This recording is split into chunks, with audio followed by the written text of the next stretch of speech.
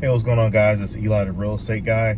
I wanted to do this quick video for you guys to really give you guys a different perspective when it comes to, just saying yes and then trying to figure it out later, right? So it's one thing to say that, yes, you can do something, right? When it comes to dealing with a motivated seller, they're in a very unique situation. And it's going to take a lot of creativity to make this deal work, right?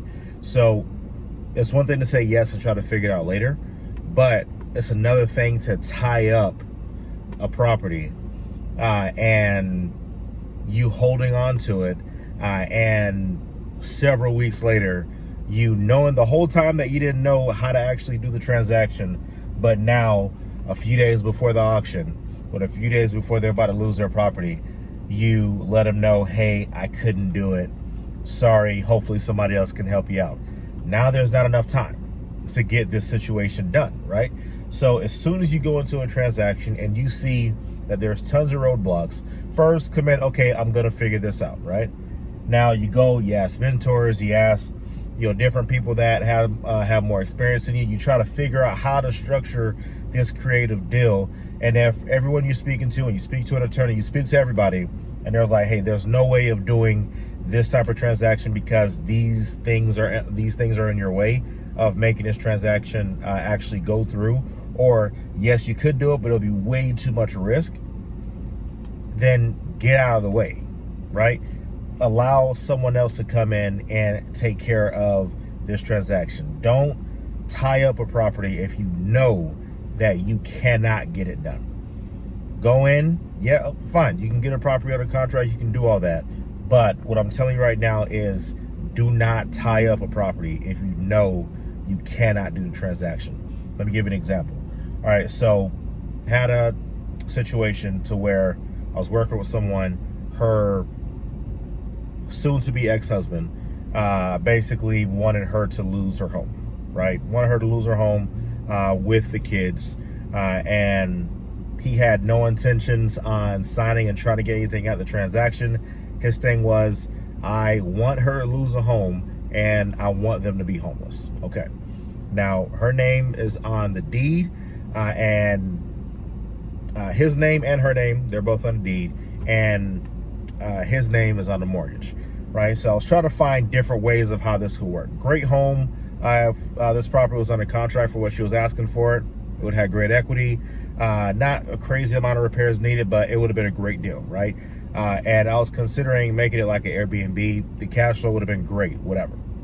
So after we looked at everything, all ways led to we need to have him sign in order to make this transaction go by smoothly, right? So I considered just buying her interest, and from there, seeing if we could handle it on the back end with him, or getting that property under contract and assigning it to an investor with that current structure to where they would just have to deal with the husband on the back end. There were so many different ways that we tried to approach it, but at the end of it, no one felt comfortable just buying the interest and knowing that the husband was lingering around, and at any moment he can come in and kind of make this an issue, right? And so with that, I'm like, hey, somebody else may have another way of getting this done. The people that I spoke to that work in creative structures, they didn't know how to do it. I spoke to several people, they didn't know how to do it. So I'm like, you know what? Let me get out of the way so that somebody can actually come in and help you, because she was about a month and a half away from the auction. And instead of me waiting a month to say, hey, I can't get it done, I gave it 3-4 days. And after I exhausted all my options, I'm like, hey, let me get out of the way, because I know there's a line of people that's waiting to work with you, right? So I say all that to say, when you find yourself in a situation, yes, you can say, yes, I'm going to figure it out. You can do that at first.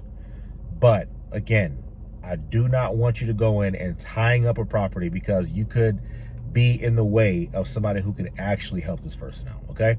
So, hey, thank y'all so much for watching this video. I hope y'all really listen to that and take it to heart, and apply that to your business. So, of course, regular wholesale deals, all day long. You could do that. When it comes to like novation agreements and all this other stuff, there's a guy, Pace Morby. You can look him up and look up how to do those other creative types of structures.